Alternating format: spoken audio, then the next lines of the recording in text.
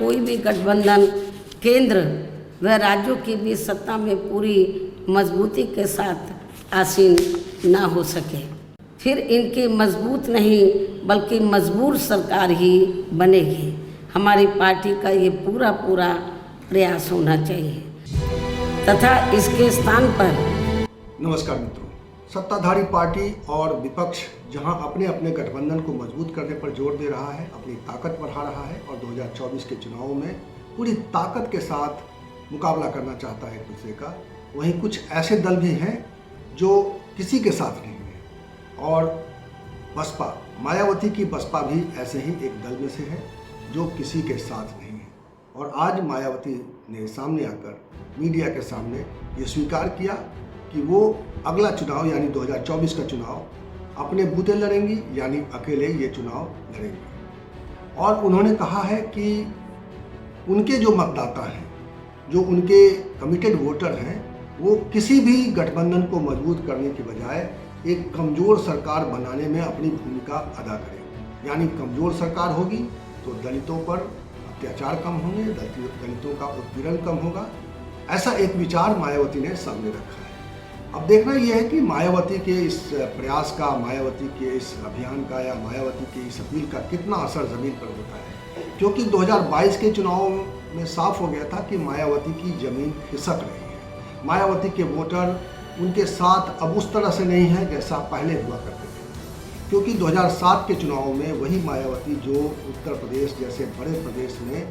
पूर्ण बहुमत के साथ सत्ता में आई और उन्होंने 5 साल तक पूरे हनक के साथ शासन किया। लेकिन 2012 में क्या स्थिति बनी? 2012 में जब चुनाव हो रहे थे तो वो भ्रष्टाचार के आरोपों से घिरी थी। उनके तमाम मंत्री, कई मंत्री जेलों में थे। और इसके बाद जो उनका एक राजनीतिक, उनकी जो सोच थी या राजनीतिक विचारधारा थी, उसके आधार पर धीरे धीरे उनका जनाधार कम होता हुआ दिखाई दे रहा था। 2017 में स्थिति ये और ख़राब हो गई और 2022 में जो हुआ वो तो सबसे अलग था, क्योंकि जिस तरीके से उत्तर प्रदेश में 2 ध्रुवीय चुनाव हुए, 2022 में जिस तरह की राजनीतिक परिस्थितियाँ थी, जिस तरह का बिल्कुल एक कह सकते हैं कि ध्रुवीय चुनाव था, 2 ध्रुवीय चुनाव था, उसमें बसपा को बहुत बड़ा झटका लगा और उत्तर प्रदेश में उसे सिर्फ 1 सीट मिली, 1 सीट। कांग्रेस को भी 2 सीट मिली थी, लेकिन बसपा को केवल 1 सीट मिली थी। और अब मायावती शायद पूरे राजनीतिक इतिहास का सबसे बड़ा भूल करने जा रही हैं, जब पूरे देश में 2 ध्रुवीय चुनाव होने जा रहे हैं। लोगों के सामने विकल्प होगा भारतीय जनता पार्टी को बचाने का, भारतीय जनता पार्टी की अगुवाई वाली गठबंधन को बचाने का, या फिर कांग्रेस के नेतृत्व वाली या जो एक नया अलायंस बना है इंडिया, उस अलायंस को मजबूत करने का। तो ऐसे में जो दल इन दोनों गठबंधनों से अलग रहेंगे, उनके सामने क्या विकल्प रहेगा, किस तरह की स्थिति रहेगी, ये हम सभी जानते हैं। लेकिन मायावती ने चुना है कि वो अकेला चलेंगी और मायावती के लिए ये एकला चलो का रास्ता कैसा रहने वाला है ये तो भविष्य बताएगा। लेकिन जो परिस्थितियां हैं इस वक्त, उससे साफ हो गया है कि मायावती के लिए ये लड़ाई मुश्किल होती जा रही है और दलितों को निश्चित रूप से कोई नया रास्ता चुनना होगा। और शायद उन्होंने चुन भी लिया है। दलित समुदाय से कुछ नए नेतृत्व उभर रहे हैं। उत्तर प्रदेश में देखा जाए तो आज़ाद समाजवादी पार्टी के प्रति दलितों का रुझान बढ़ रहा है और इसीलिए चंद्रशेखर आज़ाद की पूछ बढ़ रही है। गठबंधन में मुमकिन है कि आने वाले समय में 2022 के चुनावों में तो अखिलेश यादव ने, समाजवादी पार्टी ने उनको महत्व नहीं दिया था, लेकिन अब जिस तरह से उनके साथ उनका तालमेल बढ़ रहा है, जिस तरह से चंद्रशेखर आज़ाद की सामाजिक भूमिका बढ़ रही है, जिस तरह से ज़मीन पर उनकी ताकत बढ़ रही है, वैसे उनकी इस गठबंधन में पूछ बढ़ती जा रही है। और मुमकिन है कि चंद्रशेखर आज़ाद के इस गठबंधन के साथ आने के बाद मायावती की ज़मीन और कमज़ोर होगी। बहरहाल आज मायावती ने अपनी जो स्थिति साफ की है और जो अपील की है, वो मैं उनके प्रेस कॉन्फ्रेंस का वो हिस्सा आपको सुनवाना चाहता हूँ, जिसमें मायावती ने अपने लोगों से किस तरह की अपील की है और उनकी सियासी सोच किस तरह की है फिलहाल, और किस तरह से वो आने वाले समय में सियासत को देख रही हैं, उसका पता आपको चलेगा जब मायावती का ये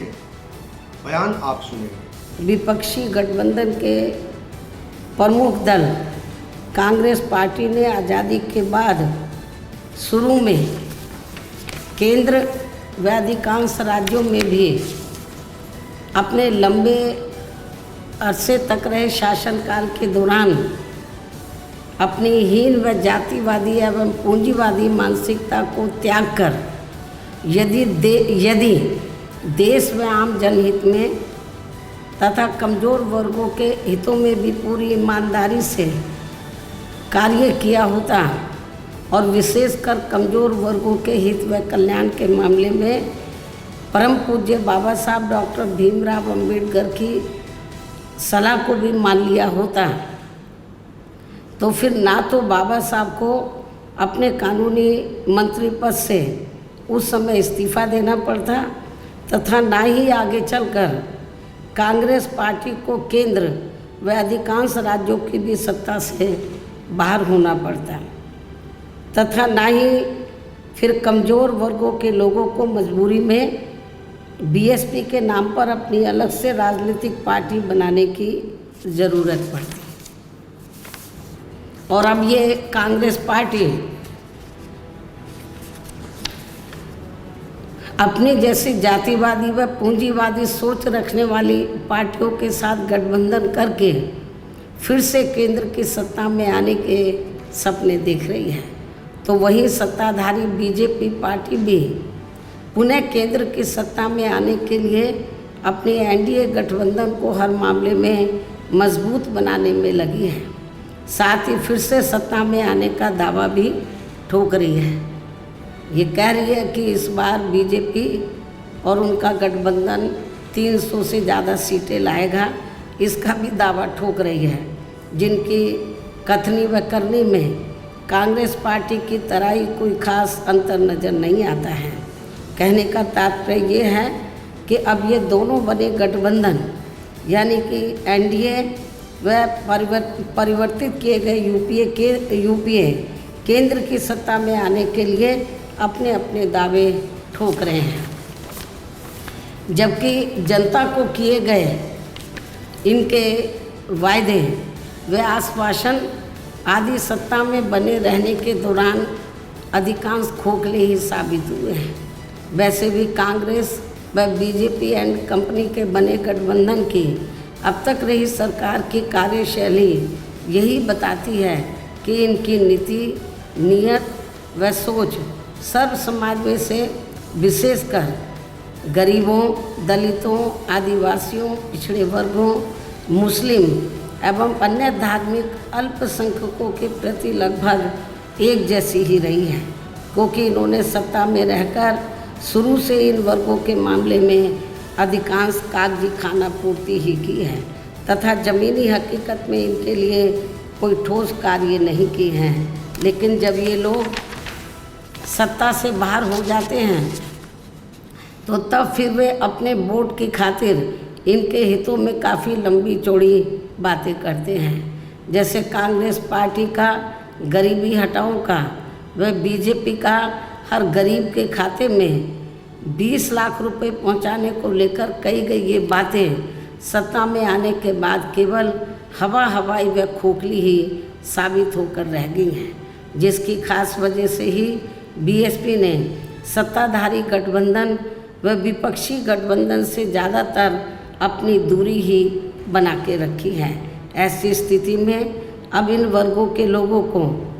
यानी कि कमज़ोर वर्गों के लोगों को आपसी भाईचारे के आधार पर वे अपना अकेले ही मजबूत गठबंधन बना के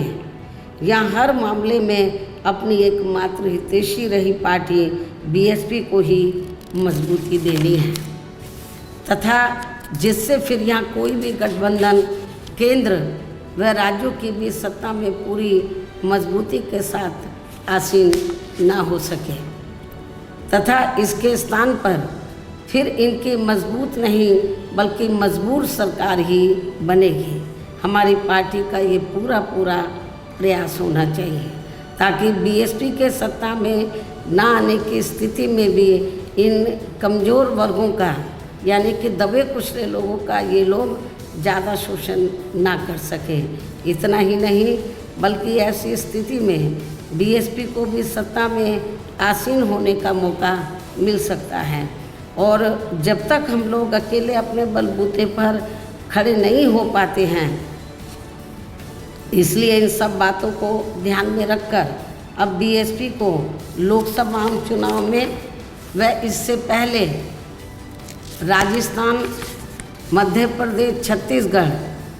व तेलंगाना आदि राज्यों में होने वाले विधानसभा चुनाव में भी अकेले ही चुनाव लड़कर अपनी पार्टी का बेहतर रिजल्ट लाना होगा। लेकिन बीएसपी पंजाब, हरियाणा